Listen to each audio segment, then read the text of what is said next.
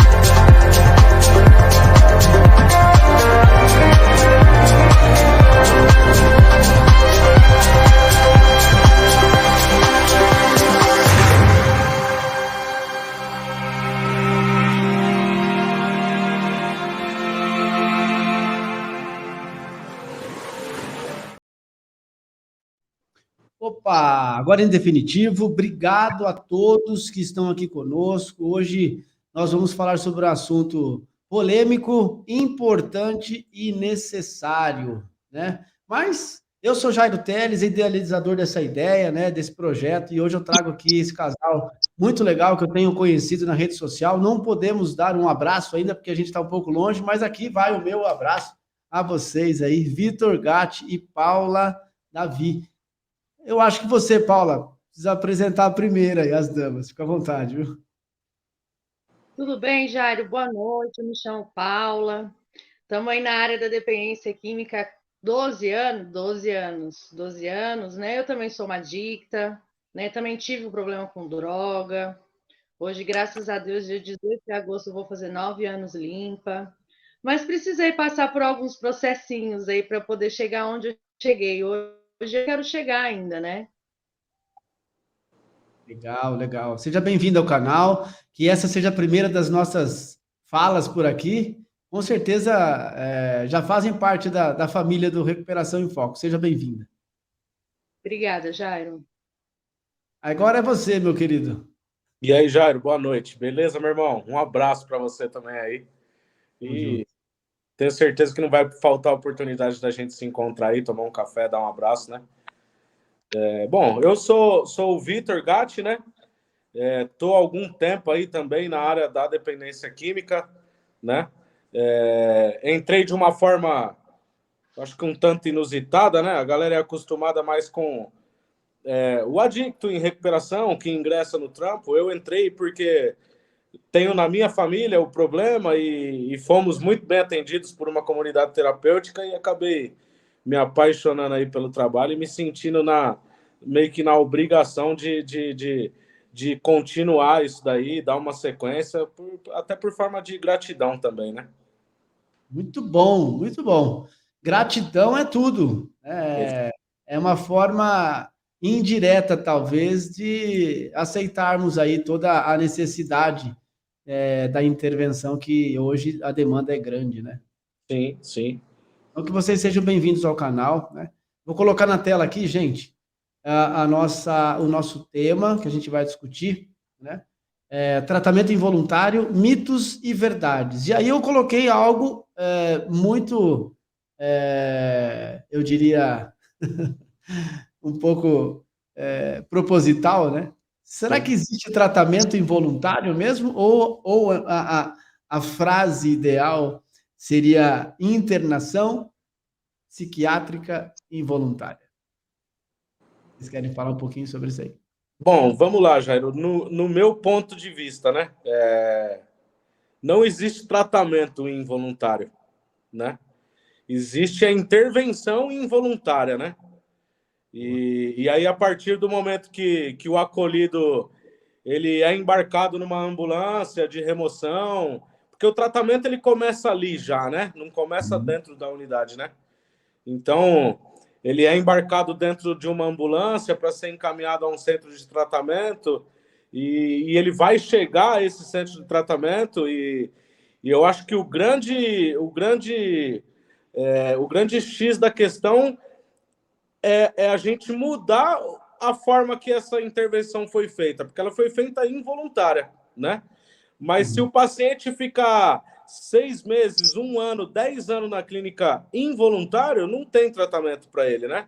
Então, eu, no meu ponto de vista, é assim, a grande chave e o grande desafio da equipe multidisciplinar que tem dentro de uma comunidade hoje é justamente conseguir reverter isso daí, né? E como que faz isso, né? Através de um bom acolhimento, como eu falei, já iniciando no processo de remoção, numa abordagem positiva, feita de uma forma humana. Quando chega na CT, também o acolhido ser recebido de uma forma humana, com amor, né? E até porque eu enxergo que o tratamento ele não é uma punição, ele é um tratamento, né? Então, tudo isso daí, a gente precisa usar essas ferramentas aí para converter isso aí na cabeça do dependente, né? Para que ele não permaneça involuntário, para que ele só chegue de forma involuntária e se torne um voluntário aí através dos dias aí, do passar dos dias e os atendimentos que ele vai ter, né? Para isso é muito importante aí o trabalho de uma equipe qualificada, uma equipe que não só técnica, mas também humana, né? Porque eu acho que não dá para ser só técnico ou só humano, ou só falar de Deus, ou só falar do psiquiatra. É um conjunto de coisas aí, né? E graças a Deus aí, na grande maioria dos casos aí, a gente consegue converter isso daí e fazer com que só a intervenção seja involuntária, o tratamento se torna voluntário. Perfeito, perfeito, Vitor. Acho que é isso, né? A ideia é essa, né? Transformar a questão difícil, né, dessa família, né, a primeiro momento, porque é a família que te procura, para que vocês ofertem aí a possibilidade de uma intervenção mais brusca no começo, mas uma possibilidade que vai desabrochando, né? Até porque ele vai entendendo toda essa questão, né, social, a questão de relações, né, onde ele vai se relacionar, lá dentro e fora da família, enfim, e através até uma curiosidade, né, antes da gente já pegar uma fala para Paula, né? Isso. Como que funciona? Depois que esse paciente chega na clínica de vocês, tem todo um acolhimento, né? Tem toda uma intervenção feita. Depois de alguns dias, ele tem um cronograma diferente. Como que ele é recebido a primeiro momento pela equipe inter e multidisciplinar? Como que funciona esses primeiros passos do acolhido? Então, Jairo, a nossa primeira abordagem, na verdade, ela é feita aí pelo paciente chegou na clínica, independente se seja de remoção ou com a família, né? A primeira abordagem aí já é terapêutica, né? A gente vai sentar com o acolhido aí, tentar entender como que está o pensamento dele naquele momento, como que mais ou menos o perfil dele, né? Até para tentar já começar a reverter a situação do involuntário, né? E, logicamente, nos primeiros dias aí é difícil você reverter isso daí, porque existe compulsão, né? Abstinência. Eu costumo dizer que a doença dependência química, ela é a doença da escravidão, né? E até a gente conseguir tirar o cara de dentro dessa escravidão mental que ele está aí, demora alguns dias, né? Mas inicialmente é isso daí, cara. Ele vai ter um atendimento terapêutico, a gente sempre tem um terapeuta de plantão, ele vai ser encaminhado para a enfermaria. Hoje, por conta de pandemia, vai ser feito o teste de Covid, já vai ser feita uma anamnese. O técnico responsável ou o enfermeiro que tiver de plantão no momento, ele já vai fazer toda uma anamnese, saber histórico familiar, histórico de medicação, uma série de coisas aí, né? E a gente costuma, pelo menos no nosso modo de trabalho lá, né? Por conta que o paciente, muitas vezes, ele chega debilitado por conta do uso, muitos dias de uso aí. Então, os 2 primeiros dias aí é descansar, né? É descansar, né? A gente vai fazer uma higiene, fazer uma barba, cortar um cabelo, vai tomar banho, vai se alimentar. O enfermeiro vai ficar próximo ali para estar acompanhando essas primeiras 48 horas aí. E após isso daí, a gente vai inserir ele num processo de tratamento, né? Existe todo um cronograma, toda a clínica tem um cronograma, né? Existe também uma linguagem mundial que é usada em qualquer lugar do mundo que a gente for e falar de recuperação, existe essa linguagem, mas mesmo existindo tudo isso daí, uma linguagem mundial, um tratamento já pré-montado, mas cada caso é um caso, né? Cada ser humano é um ser humano. A gente vai usar o que tem pronto com todos, mas individualmente a gente tem que criar atalhos para conseguir ajudar aquela pessoa da melhor forma, né? Usamos a mesma metodologia, mas com abordagens diferentes aí para cada acolhido, né? Legal. Porque a gente parte do princípio que um indivíduo é singular, né? E Sim. cada problema é um problema, cada demanda é demanda. De repente, uns vêm com uma demanda social, de repente outros vêm com uma demanda afetiva, amorosa, enfim. Sim. Tem uma série de demandas que o acolhido traz, né? Por conta do comportamento de uso de drogas. Sim, sim. Agora, vamos deixar um pouquinho a Paula falar aqui, né? Paula, uma das suas especializações é ser socorrista, né? Você está dentro ali do processo que faz essa ponte família, remoção e clínica. Como que você faz esse manejo? Como que você entende tudo isso? Você que está ali na ponta, né, da abordagem. Queria que você falasse um pouquinho sobre essa experiência aí. Na verdade, né, Jairo, sempre quando a gente vai fazer uma abordagem, né, eu sempre falo para os meninos que nós somos sempre uma equipe, né, e que embora tenha o paciente, eu também tenho uma família do outro lado que também está doente, que também está sentida, né, que também está sofrendo, né, porque todos sofrem junto, né. Então, a primeira coisa que eu faço é sempre abrir um contato com a família, perguntar do paciente, né? O porte físico do paciente, se está com arma, se não está, porque a gente já teve vários casos desses, né? Da gente pegar paciente armado, né? A gente sempre cria uma estratégia, né? Tem pacientes que a gente vai buscar, faz abordagens de rua, né? Faz abordagem dentro de um bar, né, numa biqueira. Então, assim, é o que eu sempre falo, a gente sempre põe a nossa vida sempre em risco, né?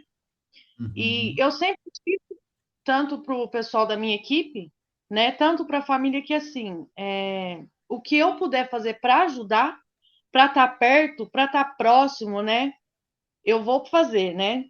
Já existiram várias abordagens e eu tenho uma abordagem que ela fica muito na minha cabeça, que foi uma menina mesmo, não era nem uma mulher, já era uma menina. E querendo ou não, em algumas remoções, né, a pessoa ela vem para cima da gente, né? E essa menina foi muito trabalhosa, né? Estabilizamos ela na ambulância. Quando eu entrei dentro da ambulância, me deu uma crise de choro, porque eu chorei muito de ver a situação, né? Porque os filhos veem a situação da mãe, a mãe vê a situação da filha, então tem todo um contexto. E durante uma viagem também a gente dá sempre um apoio emocional para a família, né? Porque a família fica perguntando como que tá, se tá bem, se já chegou. A gente sempre manda foto para a família do paciente, né? Então, assim, é um trabalho que eu falo que é muito dolorido, né? É um trabalho muito dolorido, porém é um trabalho muito gratificante quando você vai lá e tira a pessoa daquele lugar. E você sabe que daqui 2, 3 meses você vai olhar a pessoa, ela já não vai estar, mas não vai ser mais aquela pessoa, né? Ela já vai ser outra, os valores ela já descobriu de novo, né? Algumas coisas ela já viu que ela é capaz de fazer sem o uso da substância. Então são vários fatores, mas assim, o meu primeiro trabalho é abordar a família, falar com a família para tranquilizar a família. Muito bom, muito bom. Acho que é fundamental, né?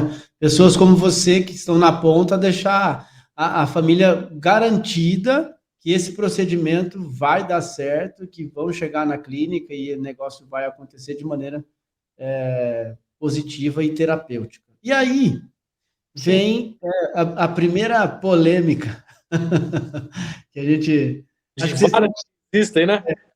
vocês estão acostumados com esse negócio, né? E desde o começo que vocês estão trabalhando nisso, qual que foi um dos desafios de vocês enfrentarem a massa? Falo a massa porque tem muita gente que não conhece sobre a modalidade, que fala bobeira, que não vai estudar, que não entende, compreende legalmente, terapeuticamente. Qual foi assim que vocês falaram, pô, será que é mesmo eu vou continuar nesse caminho ou vamos desistir de tudo? Nossa, é complicado, hein, Jair? Tem tanta coisa. Cara, mas eu acho que o grande desafio de início, né, é você conseguir, porque tudo vem do início, tudo tem que ter um começo, né? Ninguém começa já sabendo tudo, tendo toda aquela experiência, né? E no meu caso, por exemplo, o grande desafio de início aí foi conseguir ter segurança para fazer o trabalho, né? Porque, por exemplo, eu absorvia muito, né? O sofrimento das famílias, o sofrimento até dos acolhidos, e eu, muito emotivo em relação a tudo isso, eu pouco consegui ajudar porque eu estava o tempo todo ali chorando, pensando, né? Caramba, e não sei o quê, e como que eu vou conseguir ajudar esse cara? E se eu visse que passasse alguns dias o cara não melhorava, eu começava a me sentir incapaz. E eu falava, meu, não é para mim isso daí. Então, até a gente conseguir ter essa segurança, essa propriedade, né, de conhecimento, uma firmeza nas suas orientações, aí é um processo bem difícil para quem começa, né? E aí vem várias outras questões também de pessoas criticando, porque as pessoas acham que uma clínica de recuperação é um lugar para louco, retardado, que ninguém sabe o que faz, que só tem maluco.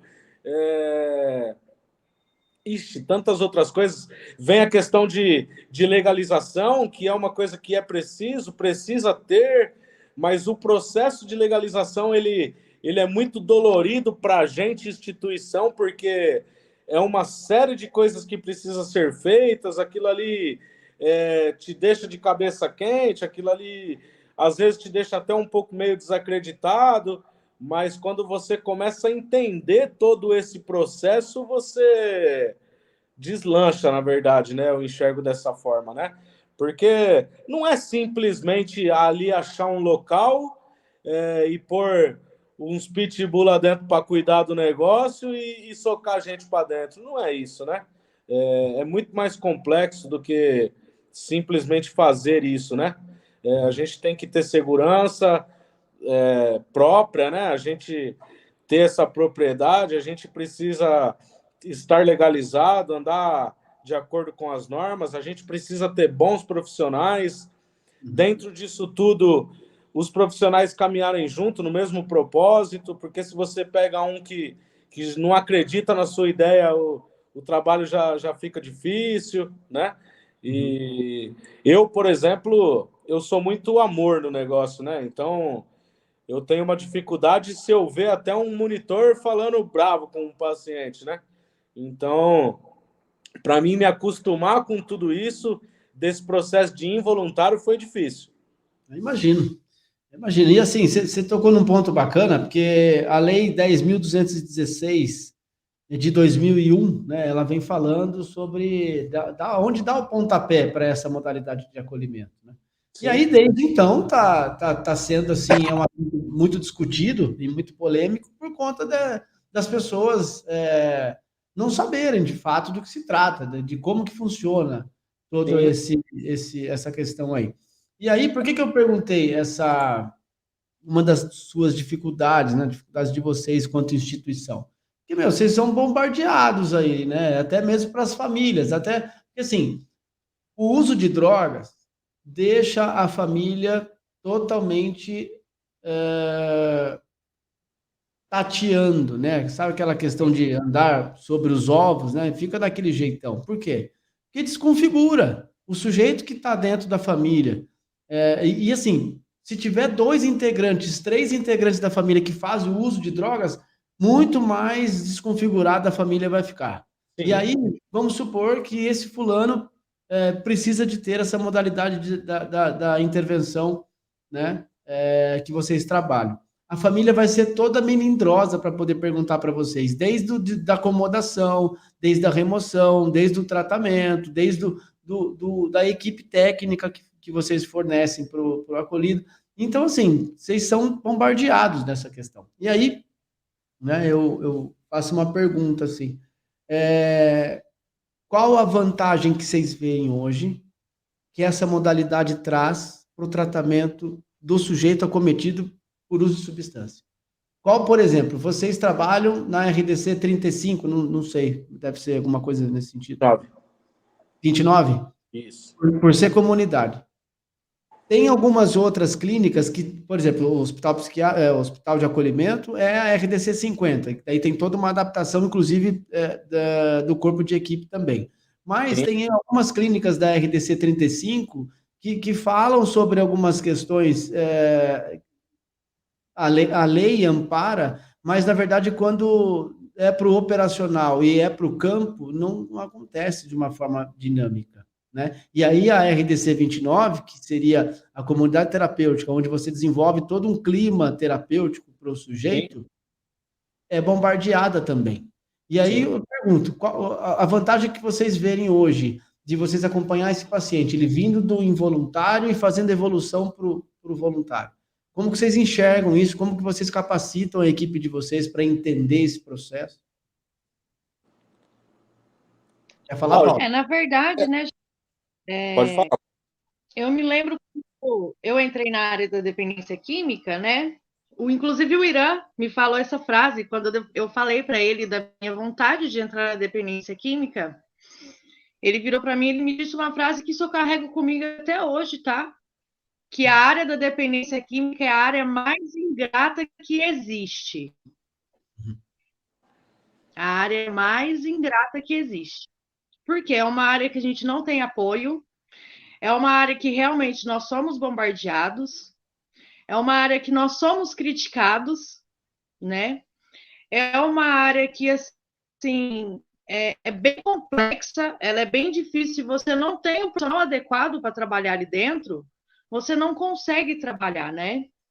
Quando eu fiz o meu curso de liderança, o profissional que estava dando a reunião, ele falou uma coisa que é muito verdade, né? Porque a gente sempre acha, porque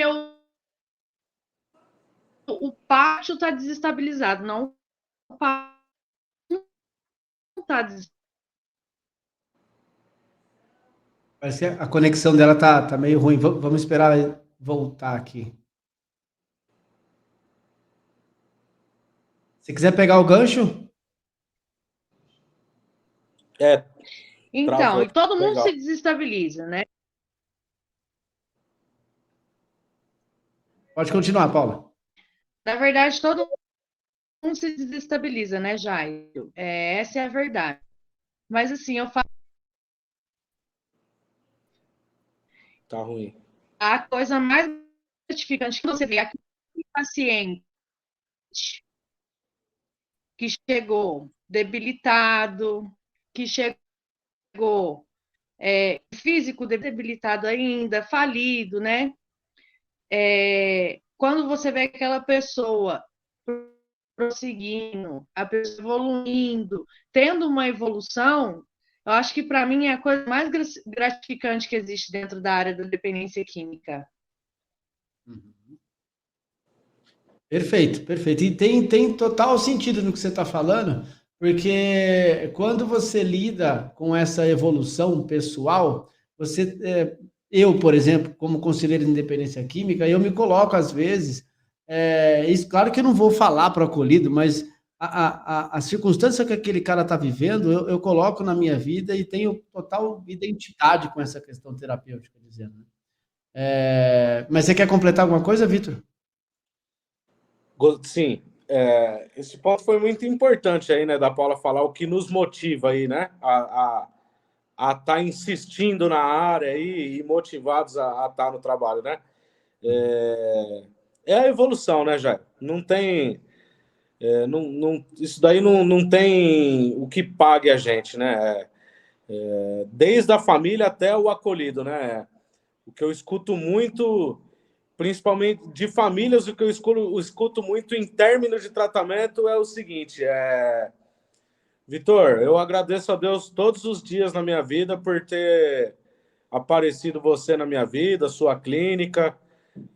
Eu não via mais saída, meu filho ia morrer na rua, e hoje eu estou vindo buscar meu filho bonito, orientado, disposto. Isso não tem nada que pague, né? E o acolhido também, né? Coisa que eu mais escuto, porque eu vivo dentro da clínica todos os dias, né? Eu vou todos os dias, eu gosto do ambiente, eu gosto daquilo ali, então eu tô lá todos os dias, né? E a coisa que eu mais escuto de recém-chegado é: eu vou te matar. É isso que eu ia falar agora, eu ia chegar nessa parte. Eu vou te matar. E aí eu, até num ar de brincadeira, para tentar tirar o cara daquela vibe ruim que ele tá, né? Eu falo: putz, amigão, vamos sentar aqui e entra na fila aí, porque tem uma fila gigantesca de nego querendo me matar, né, meu? Mas também tem uma fila gigantesca de cara para me defender se você vier me matar, porque o que mais acontece é eu escutar isso do cara quando ele chega, né? Eu vou te matar. Olha o que você tá fazendo comigo, com a minha vida. Eu tava lá na rua vivendo e você me tirou de lá. E muitas vezes, passado aí 15 dias, 30 dias, eu escuto do cara totalmente o inverso, né? Ele fala: poxa, me desculpa pelo que eu te falei no dia que eu cheguei, queria te dar um abraço, queria te agradecer, porque hoje eu consigo enxergar aonde eu estava e consigo ter noção de que eu precisava realmente sair dali, e você foi o grande responsável de me tirar dali junto com a minha família. Então, esse é o maior combustível, Jairo. Muito bom, muito bom. E assim, literalmente vocês vivem aquela parte da Bíblia que toda repreensão no início, ninguém gosta. Exatamente. Mas depois o negócio acontece um saborzinho diferente, né? Legal. Bom, vamos dar uma parada aqui. Quero dar uma boa noite para as pessoas que estão aqui. Gente, vocês que estão entrando aí pelo Facebook, tem um ingresso que vocês fazem aqui para poder aparecer o comentário de vocês junto com a sua foto. Então, acessa aqui, ó, streamyard.com/Facebook. Como que eu faço isso, Jairo? Clica no meio da tela, vai aparecer uma outra telinha com a descrição dos nossos convidados. Lá embaixo tem um link azul. Clica nesse endereço, você vai ser direcionado à página, faz o seu login pelo Facebook, volta para cá e contribui com a sua comentário ou tire a sua dúvida. E, aproveitando, né, de tirar a dúvida, você que que já fez parte, né, de um tratamento involuntário, que você está nos assistindo, ou você que é profissional da área, esse é o momento de você conseguir tirar suas dúvidas. Então, participe conosco no chat, né? A gente puxa para a tela o seu comentário, faz aqui alguns apontamentos, e a gente aprende junto. Esse é o momento de a gente aprender junto. Então, fique à vontade de você comentar, compartilhar essa live, marcar as pessoas que, de repente, sabe, que precisam de ter essa informação. Enfim, até porque, gente, hoje eu estava vendo lá, falta só 10 pessoas para a gente bater 500 pessoas no canal. Então, nos ajude no engajamento. Chega lá, toca o sininho e boa, você já faz a sua parte para nós, né? Agora, uma pergunta para Paula. Paula, você como adicta, você como trabalhando aí na ponta da intervenção, fazendo aí a voz e a acolhida, que é muito importante para a família, e aí eu vi algo bem interessante, que é a gestão de liderança. Olha que legal, né? Faz todo sentido quando você coloca uma pessoa que tem gestão de liderança dentro de uma equipe, ainda mais de uma equipe inter e multidisciplinar, dizendo aonde vocês atuam diretamente. Como que você... Queria saber se você faz parte da sua equipe, faz um treinamento e você encabeça esse treinamento, como que você desenvolve o encaminhar do profissionalismo da sua equipe? Como que você entende isso aí hoje? Como é que você compreende desde a contratação, da adaptação, para ver se o cara, de fato, ele vai ser um profissional para trabalhar? Enfim, dá uma pincelada para nós aí. Jairo, na verdade, né, eu sempre sou uma pessoa que eu me coloco muito igual a eles, né? Então, assim, várias vezes, por exemplo, na base mesmo de remoção, mas fulano de tal não sabe fazer isso, mas fulano, já escutei tanto disso, e aí eu sempre perguntei para o pessoal, falava assim, mas espera aí, quando você entrava dentro de uma ambulância, você sabia do seu procedimento? Você não foi treinado a isso? Você não começou a fazer isso? As pessoas não foram te orientando a fazer isso? Então, por que eu vou criticar o outro, né? Eu acho que, assim, quando eu aprendi essa gestão de liderança, eu preciso me igualar a eles, né? É o que eu sempre falo, a hora que eu tenho que falar sério, eu falo muito sério, mas quando eu tenho que estar igual a eles, eu também sou igualzinha a eles. Eu não sou diferente de nenhum deles, né, Jairo? Eles precisavam aprender a tirar uma maca. Vamos lá, vamos ajudar, vamos ensinar. E também me ensinaram. Eu também fui fazer um curso. Então, peraí. Teve até um tempo atrás que a gente juntou todo mundo. Eu falei, gente, vamos todo mundo fazer esse curso, tal? Fizemos um dia de curso. Né? Eu acho que o conhecimento nunca é demais, né, Jairo? Mesmo tendo meus cursos, mesmo tendo as minhas coisas, em algumas situações eu ia fazer, por exemplo, remoções hospitalares, que eu precisava fazer, falava, opa, peraí, que esse daqui eu não lembro como fazer, mas peraí que eu vou ali. Eu ia, estudava, via, pronto, beleza. Então, assim, uma coisa que eu sempre deixei isso muito claro, né? Não é a soberba, né? Porque eu vejo muitas pessoas, porque eu, fulano de tal, Não, amigão, peraí. Todos nós somos iguais, tá? Todos nós temos as mesmas oportunidades. Se eu vou me destacar mais e você menos, não tem problema nenhum, a gente está no mesmo barco, a gente está remando junto. Então, assim, esses critérios que eu pego, sabe? Primeira coisa, a humildade. A segunda coisa tratar muito bem os pacientes, que é uma coisa que o Vitor, ele preza muito isso, é tratar muito bem os pacientes dele, né? É não ter tom de voz levantado, é não ter palavras agressivas com o paciente, a gente não admite isso, né? Isso é inadmissível, porque a gente fala que, na verdade, eles estavam sofrendo na rua, e chegando dentro de uma instituição, eles não têm que sofrer. Eles têm que ser acolhidos, eles têm que ser abraçados, né? Eles têm que ser compreendidos, a família tem que ser tratada. Então, assim, é um assunto bem... Às vezes eu falo que eu choro com as famílias, eu choro com o paciente, eu choro numa abordagem, né? Eu dou risada com uma família, eu dou risada com o paciente, eu brinco com o paciente. A gente tem até um paciente na unidade que a gente fala que é nosso filho, né? E todo dia eu levo um chocolate para ele, eu levo uma coisinha diferente para ele. Eu dou um abraço nele, aí ele chega e vira para mim, mas você é minha mãe? Aí ele me trata como se eu fosse mãe, o Vitor como se fosse pai, né? Então, assim, a gente não é diferente de ninguém ali. E uma coisa que eu sempre carrego comigo, eu não posso apontar o dedo para eles, eu não posso desacreditar de nenhum deles, né? Porque senão eu estou desacreditando de mim mesma. E eu acredito em todo mundo, eu acredito no poder da mudança, né?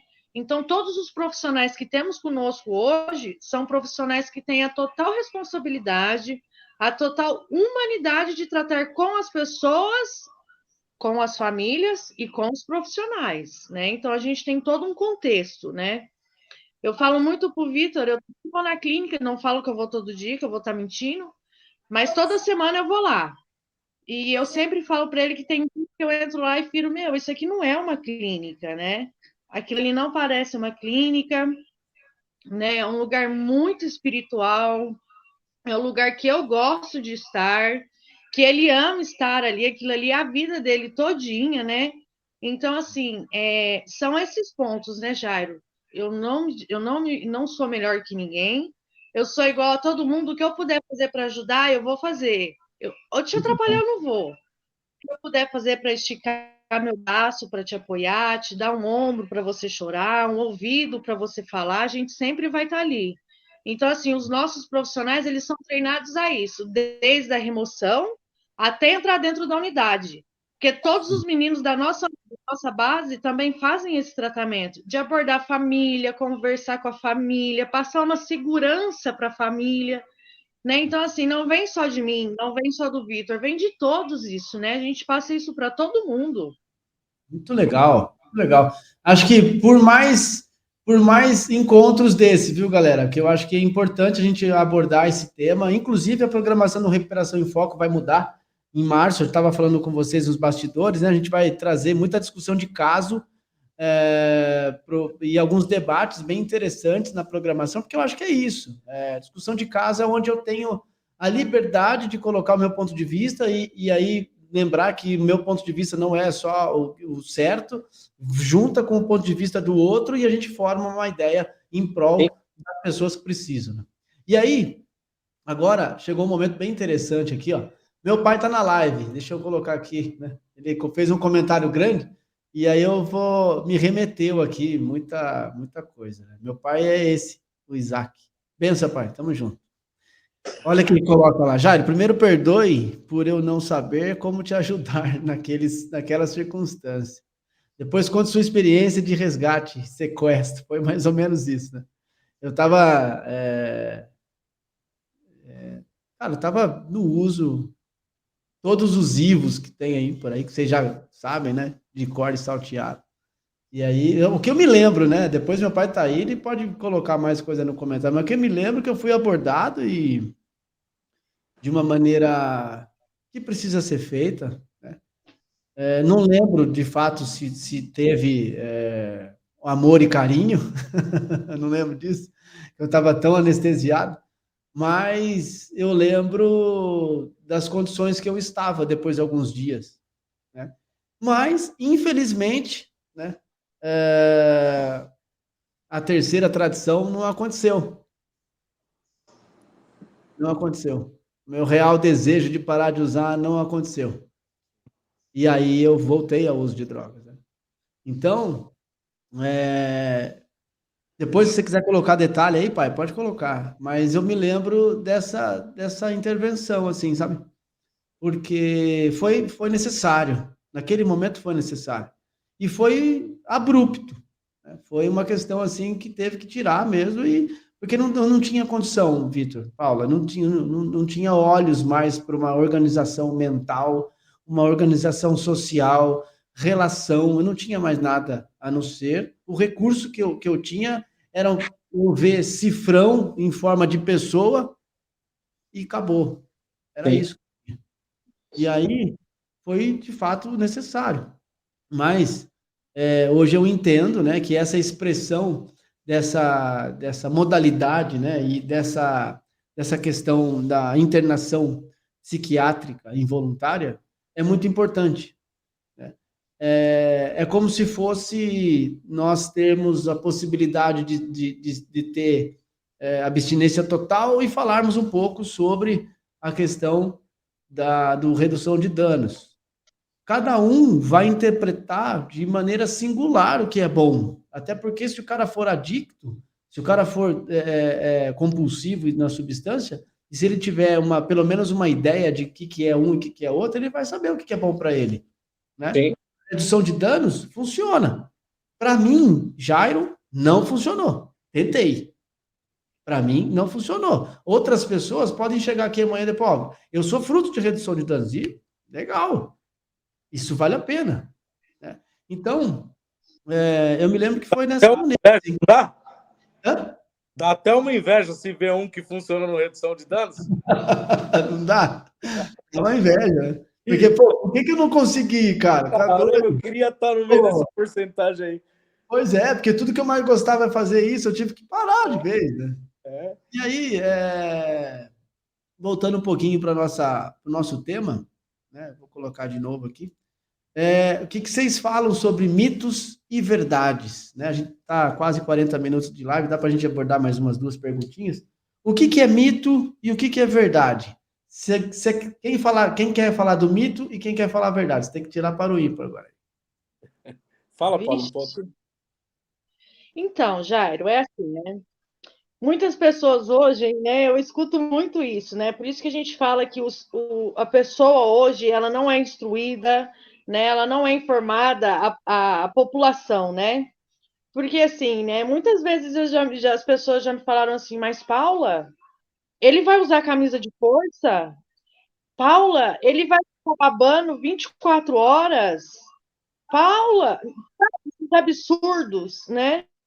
Então, assim, hoje em dia não existe mais esse negócio de camisa de força, né? Uma coisa que se existiu lá atrás, em manicômios psiquiátricos, né? Hoje nem nos manicômios existem mais. E é uma grande dúvida de algumas pessoas, e isso é uma coisa que as pessoas não estão informadas. Não existe mais isso, né? E a gente sempre escuta muito isso. Ah, mas não, a pessoa não vai ser medicada para ficar babando, né? A pessoa vai ser medicada se o psiquiatra passar uma medicação que contenha ela, que deixe ela estabilizada, né? Porque, assim, querendo ou não, hoje, adictos, Paulo, falando de mim particularmente, vira e mexe, eu falo pro meu esposo, eu tô com crise de ansiedade, eu tenho essas crises de ansiedade, eu começo a tremer, me dá suador na mão, me dá, sabe, várias outras coisas, né? Eu fico com o corpo mole, o coração acelera. É a mesma sensação que se eu tivesse há 24 horas atrás no uso. Então, assim, eu tomo medicação até hoje, né? Então, assim, são algumas coisas que as pessoas elas não são informadas, né? Acha que vai ficar amarrado em cima de uma cama. Isso não existe, né? Ficar amarrado mais, né? Porque antigamente as pessoas deixavam amarrados, babando na cama, com camisa de força, tomando choque, né? E toma choque na cabeça, e toma. Então, isso não existe mais, né? Isso são alguns mitos que ainda permanecem isso na sociedade, né? A sociedade precisava se informar um pouco mais sobre isso, mas infelizmente a própria sociedade não transmite isso para as pessoas, né? Então, só quem convive mesmo no nosso meio, as famílias que veem os tratamentos, né? Elas conseguem ver que isso é simplesmente um mito, que isso não vai existir, né? Então, isso era uma grande coisa que, assim, sempre me perguntaram muito sobre isso, né? Sobre esse grande mito de estar numa camisa de força, de ficar amarrado numa cama, de ficar babando numa cama perante medicação. Então, são várias coisas que a própria sociedade ela tem isso, né? É até uma restrição com isso, né? Por isso que muitas das vezes as pessoas elas não apoiam tanto a intervenção involuntária quando a gente chega numa abordagem por conta disso, por conta das pessoas achar, né, que vai ser assim e não é assim, né? E não é assim, a verdade é essa. Sim. Agora, antes da gente chegar, agora fala um pouquinho mito, né? Antes da gente chegar na verdade, olha o comentário que meu pai pôs aqui, ó. Precisei contar com 3 gorila, um piloto, 2 de cada lado no banco de trás do carro de 2 portas e você deu muito trabalho. É isso aí. Rapaz, por que você fez isso, Jairo? É, o negócio estava tenso. Aí minha mãe vem aqui também reforçar, ó. Foi puro desespero salvar sua vida. Mas eu acredito que além deles fazerem essa questão que precisou, eu quis salvar a minha vida, gente. Eu que quis, né? Independente do que foi resgatado, do que foi acontecido, no processo eu tive que querer, eu tive que definitivamente botar um ponto final. E aí que é a chave, uma das chaves da questão de você começar a entender todo esse processo. Eu de fato falo, meu, game over, acabou, custe o que custar, estou aqui vivo, graças a Deus, sobrevivi, mas agora é outra parada, agora eu preciso entender outras coisas. E Parar agora de entra, tempo, né? e agora entra a sua parte das verdades sobre essa modalidade. As verdades, né?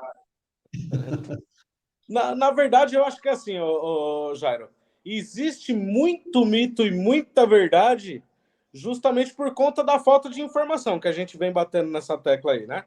Eu acho que se fosse uma coisa que tivesse mais informação, já era mais desmistificado, né? Vamos pôr dessa forma aí, né?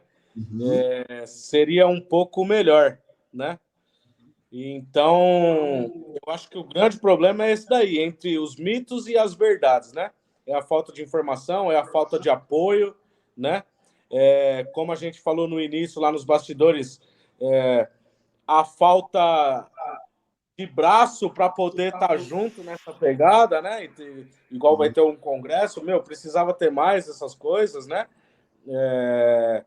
Infelizmente, existem os maus profissionais, a gente sabe disso, eu acho que em toda a área tem, né? Não é só na dependência química, né? Dentro da igreja tem gente ruim também, né? Então, em todo lugar tem, né? Os bons e os maus, né? E infelizmente também o lado ruim ele é muito mais exposto do que o lado bom, né? E os bons acabam pagando pelos maus, né? Só essa semana mesmo eu já vi na televisão umas 4 vezes falando de clínica que fechou por maus tratos, né? Mas eu não vi nenhuma vez falar de uma clínica que faz um trabalho legal. Entende por que eu falo que o grande X do mito e verdade vem da falta de informação, né? E do que a mídia, no geral, costuma querer colocar, eles colocam só a parte ruim, né? E isso traz os mitos e as verdades, né? Tudo isso aí que a Paula falou, né? Essas dúvidas e tudo mais, né? As verdades hoje, né?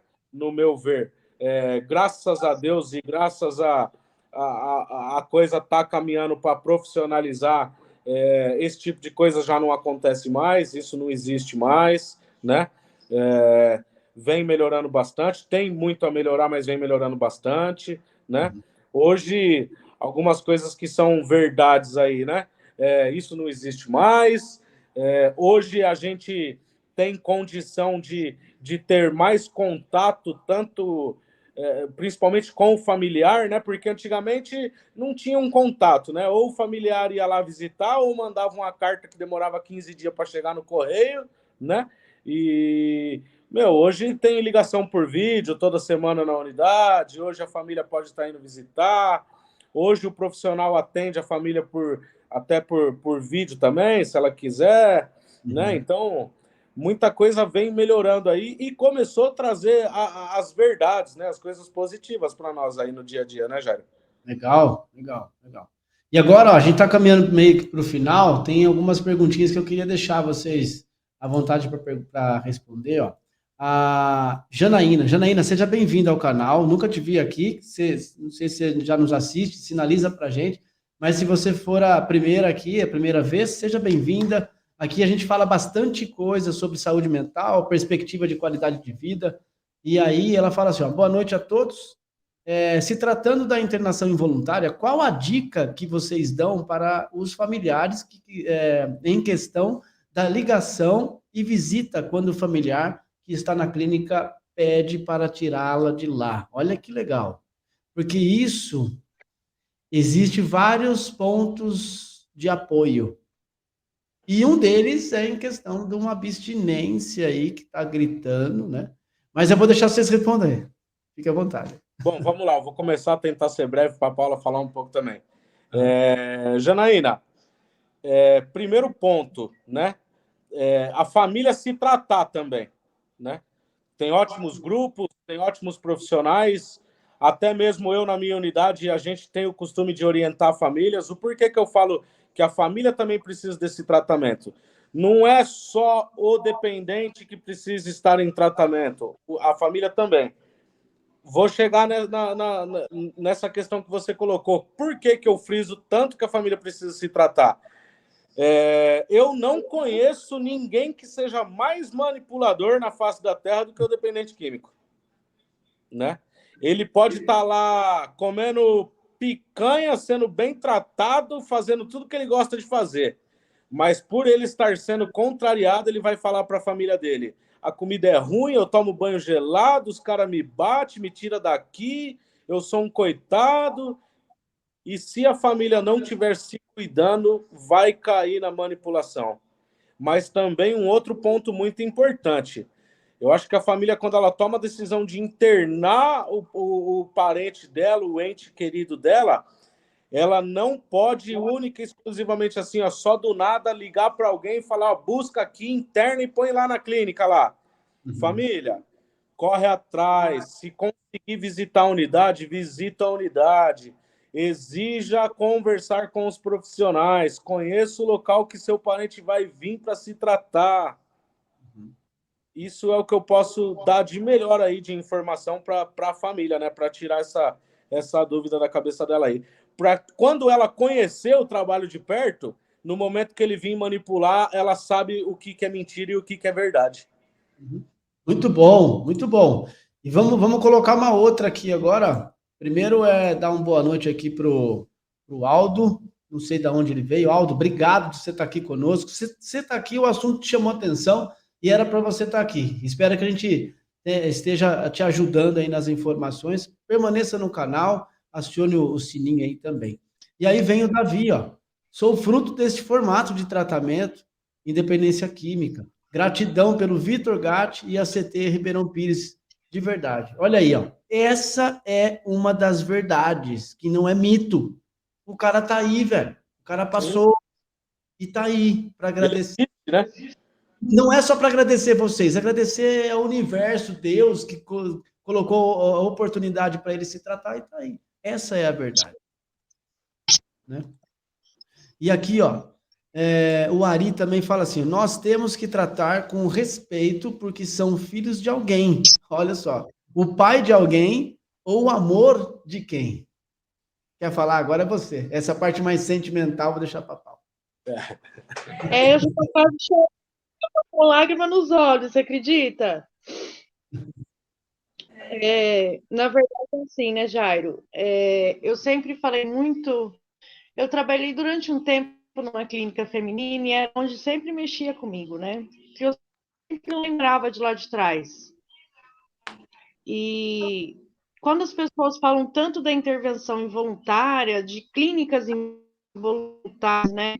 Hoje eu agradeço a Deus por ter sido salva por uma clínica involuntária, né, Jairo? Porque, assim, a família ela fica muito codependente da gente, né? Elas ficam sem saber o que fazer muitas das vezes, né? Entram em desespero para poder ajudar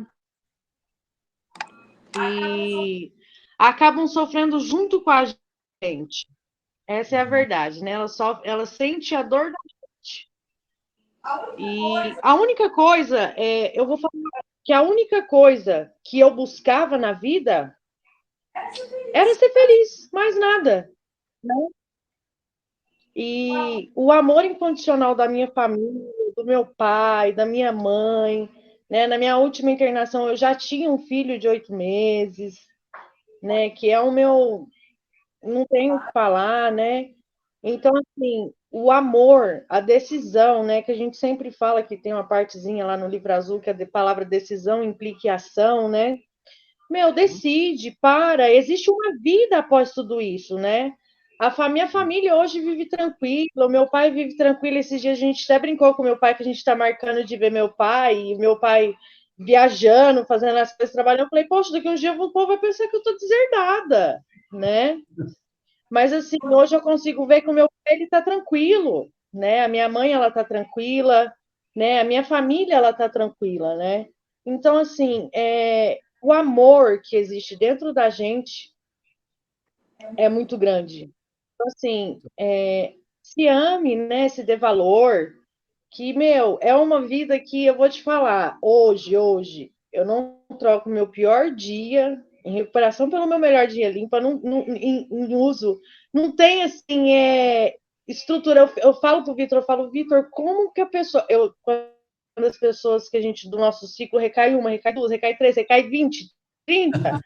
Eu falo, meu, eu não sei, eu não consigo mais viver essa vida medíocre, porque é uma vida medíocre, é uma vida sofrida, meu, é uma vida de, falando palavreado certo, é uma vida de lixo, né? Como que a pessoa consegue? Mas a pessoa, ela é doente, né? A pessoa, ela tem não se ama, não se valoriza. Então, assim, é uma coisa bem complexa, né? Eu fico até com Pois é. vontade de chorar, porque eu tenho que parar. Normal, isso aí faz toda a diferença. É questão, quando eu penso também, eu sou um cara emotivo e já chorei em setting terapêutico, já chorei fazendo o quarto passo, já chorei fazendo o quinto passo com o camarada lá no meio do mato, o cara falando as coisas para mim, falei, meu, vou ter que me segurar, mas depois é questão de identidade, não tem o que fazer. E olha que legal aqui, ó, a Rita, eu me identifico. Eu não tive o real desejo de parar, só depois de 5 internações. Ainda não parei, só parei quando vi que eu ia morrer no uso. Eu tenho total identidade nisso, cara. Eu só pedi a mão, só levantei a mão, falei, meu, porque vou morrer. Eu não aguento mais. Não tenho físico, espiritual, mental, nada. Eu tava definhando. E aí eu acho que você pega isso aí, né, Vitor? Todo dia que você tem Todos os, uma. todos os dias. Queria bater um pouco na tecla do involuntário, numa linha de raciocínio minha, Jair, é assim, ó, falta muita gente ainda se render, né, para o involuntário, né? Eu digo não o dependente, né? Porque o dependente não vai conseguir por si só muitas vezes, né? Ele tá dentro da escravidão lá da droga, né? Mas órgãos públicos, alguns profissionais, alguns familiares precisa, eu acho, no meu ponto de vista, se render para o involuntário que ele é feito com seriedade, com amor, né? E, o involuntário que é de uma forma legal, tá? Não de qualquer jeito. Por que eu falo isso, né? Porque seu pai até tocou num ponto, falou a remoção sequestro, né? Mas na verdade você estava sequestrado antes de chegar à remoção, a droga te sequestrou, né? E se não chega uma equipe de remoção, você morre lá, mano. Sabe? Eu vou até fazer um comparativo, pode soar meio besta isso daí na visão de algumas pessoas. Mas assim, coisa mais natural do mundo quando a gente vê alguém numa piscina ou no mar se afogando é ir lá salvar ela, né? Aí pode, né? Mas salvar a pessoa da escravidão da droga não pode, né? Então, quer dizer, eu acho que é a mesma coisa. Pois é. A pessoa que está se afogando, ela não está se afogando porque ela quer. O dependente químico que está se matando, ele não está se matando porque ele quer. Mas em ambos os casos, sozinho eles não conseguem sair dali. Boa, boa. É isso aí. Prestar mais atenção, talvez, e dar credibilidade a essa modalidade de acolhimento, porque precisa ter um olhar mais clínico, precisa ter um olhar menos julgativo, né? Menos julgador, né?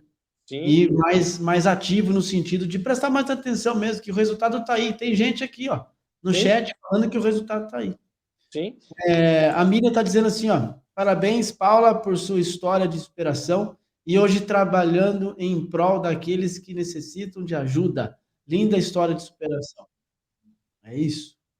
Essas e outras que deixam a gente permanecer aqui, né? O canal Recuperação em Foco está sempre trazendo informação, sempre trazendo respeito às outras pessoas, sempre tendo escuta, sempre. Eu sou procurado no chat, pelo WhatsApp, pelas pessoas que assistem. Olha, estou precisando de ajuda, me ajuda com meu filho e tal. E aí a gente tem que estar aqui em ação, atento, sempre atento. Eu acho que essa é a parcela de retribuição, se é que eu consigo retribuir, né? Porque eu sou só um grão de areia no universo de pessoas que estão nesse envolvimento, né? Bom, a gente está quase extrapolando o nosso tempo. A Rita também fala, parabéns pelo trabalho de vocês. Obrigado, Rita, de você estar aqui. E daqui a pouco eu vou colocar o arroba dos meninos aqui para vocês seguirem eles, né? E aí, eu queria que vocês falassem aí algo. O Padre Haroldo falava, né? Traga a espiritualidade para dentro, né?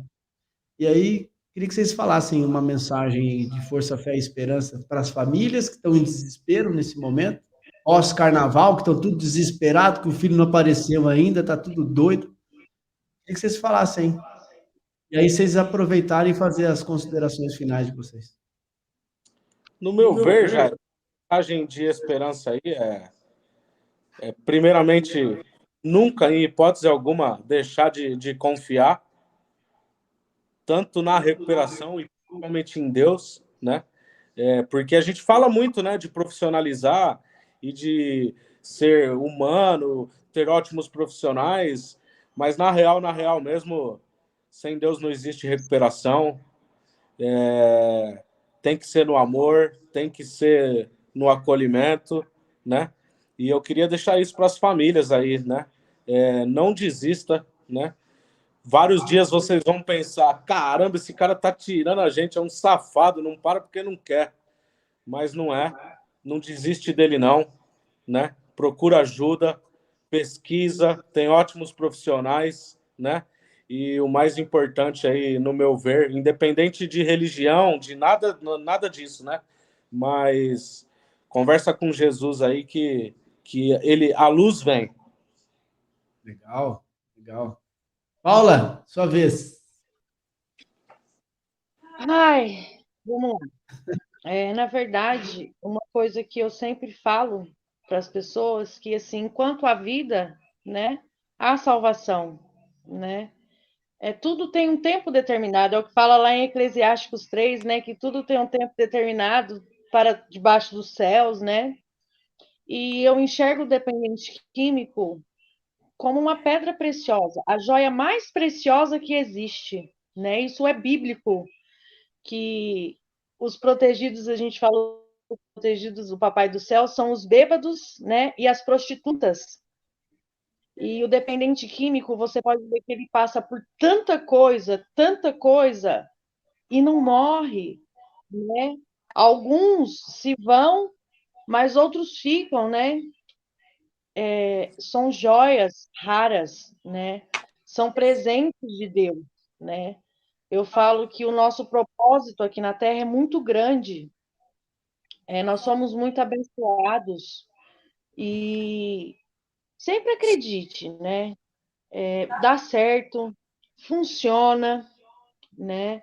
Eu sou apaixonada pela dependência química, eu sou apaixonada pelo que eu faço, né? É o que a gente sempre fala, ame o que faça e faça por amor e com amor, né? Uhum. Então, assim, é isso que eu tenho que falar, não desista, enquanto a vida há salvação. Dependentes químicos são peças preciosas aos olhos de Deus, né? Só precisa ser lapidada, mais nada, precisa ser deixado ser lapidado. É Muito isso. bom. Muito bom.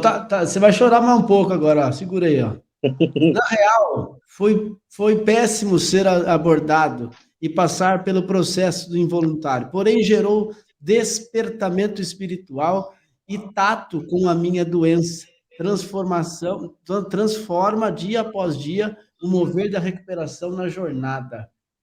E mais uma, eu cheguei zoado. E foi na CT que me mostrou o valor de ficar limpo. Nós recebemos as ferramentas para nós nos manter limpo. É isso. Através de pessoas como vocês, né, galera, que vocês estão aí na linha de frente, né, para enfrentar mesmo o cara que chega todo destruído, todo desfragmentado e tentar compor esse sujeito novamente, biopsico e socialmente, inclusive espiritualmente, trazer a ele a luz, né, de tudo aquilo que tem para ele. Bom, galera, obrigado. Em nome do Recuperação em Foco, quero trazer a gratidão do grupo aqui para vocês, né? Vamos torcer para que a gente encaixe as nossas agendas aí, para a gente bater de novo um papo. Acho que falar sobre isso é importantíssimo, né? Quero tomar um café aí com vocês, se Deus quiser, alguma hora. Porta da casa tá aberta, a hora que der aí, Jairo. Vem aí, vai ser um prazer te receber. Não só te receber, mas te mostrar de perto o trabalho, né, o que você faz no dia a dia aí, até para a gente poder estar mostrando esse monstro que as pessoas pensam aí, né, do involuntário, né, e ver que não é esse monstro todo, né. Gratidão eterna por você aí de perto do espaço. Deus te abençoe. Espero que a gente tenha conseguido colaborar de alguma forma, fazer uma live de qualidade, né? Uhum. É real, é o que a gente vive, né? É isso. realidade dos fatos faz toda a diferença para nós e para a galera que está nos assistindo, né? E aí, eu quero deixar uma frase que bastante gente conhece, e eu tive o prazer de conviver um pouco com ele, que chama Medo de Nada, Só Amor. Boa noite a todos, obrigado a vocês que estavam nos assistindo. Estamos juntos, amanhã vai ter mais um momento bacana aqui, trazer uma outra perspectiva de assunto aqui. Fiquem todos com Deus. Pessoal, só fica mais um minutinho para eu encerrar. E um abraço a todos. Tamo junto. Abraço, Abraço, Zé. Obrigado.